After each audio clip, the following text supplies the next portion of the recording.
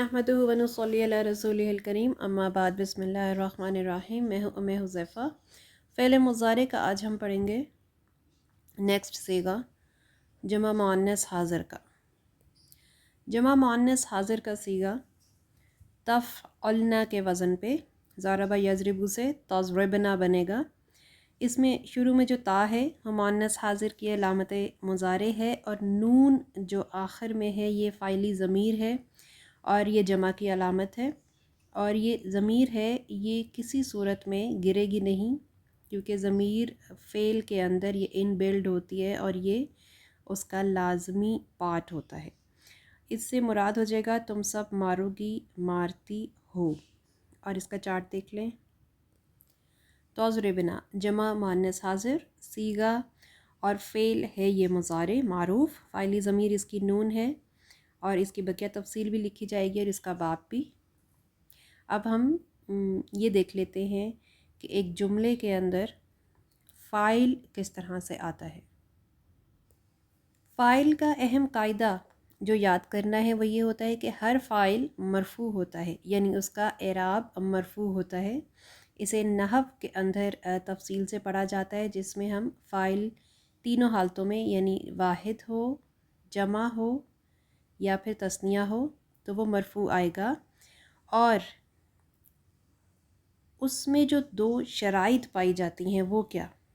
File बाद में आता है फ़ेल के, तो फ़ेल जो पहले आएगा उसका सीगा वाहिद होगा और वो जो सीगा आएगा फ़ेल का वो मुज़क्कर मुअन्नस में फ़ाइल के हिसाब से आएगा। अगर फ़ाइल मुअन्नस है तो हम फ़ेल का सीगा भी मुअन्नस रखेंगे और अगर फ़ाइल मुज़क्कर है तो हम फ़ेल का सीगा भी मुज़क्कर रखेंगे।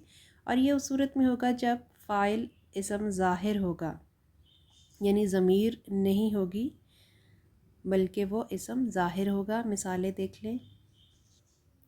ऐसा सिर्फ़ पहले और चौथे सीगे में होता है कि जब पहला सीगा यानी गायब का मुज़क्कर गायब का कातबा वो आ जाए तो या तो उसके अंदर ज़मीर हुआ फ़ाइल है, लेकिन अगर ज़मीर नहीं है तो आप उसके बाद देखें कि क्या कोई ऐसा इसम है जो मरफ़ू हालत में है। तो उस सूरत में जैसे यहाँ पर ये देखिए कि पहली मिसाल जो है वो सिर्फ़ कातबा, उसके आगे इबारत में कुछ भी नहीं है तो इसके अंदर फिर हुआ फ़ाइल है और मतलब हो जाएगा उसने लिखा। ये फ़िल माजी की मिसाल है। लेकिन अगर कातबा के बाद ज़ैदुन आ गया है तो ज़ैद के ऊपर मरफ़ू है, ज़म्मा है, तो ज़ैदुन यही फ़ाइल है और ज़ैद ने लिखा, इस तरह हो जाएगा। और अगर हम ये कह दें कि कातबा रजुलानी तो रजुलानी ये पूरा इसम तस्निया का है और ये दो को ज़ाहिर करता है। इसके आखिर में आनी जो है वो दो आदमियों को ज़ाहिर करता है।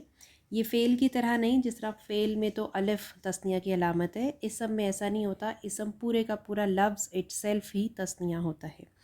तो अब इसको कतबा रजुलानी को तर्जुमा करेंगे उन दो आदमियों ने लिखा। इसी तरह कतबा रिजालुन तो रिजालुन के आखिर में भी ज़म्मा है और इसको हम कहेंगे कि ये मरफ़ू हालत है।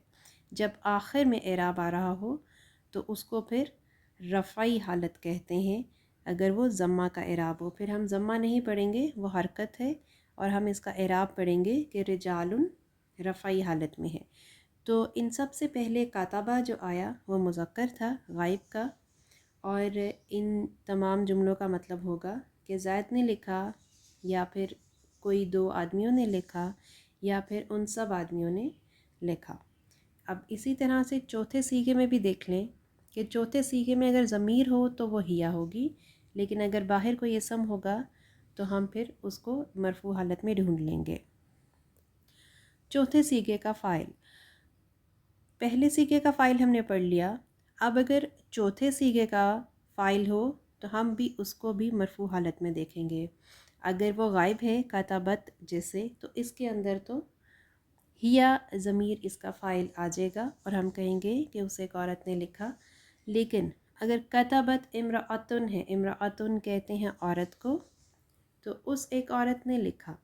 कतबत इम्राअतानी, इम्राअतानी दो औरतें हो गई, तो उन دو عورتوں نے لکھا۔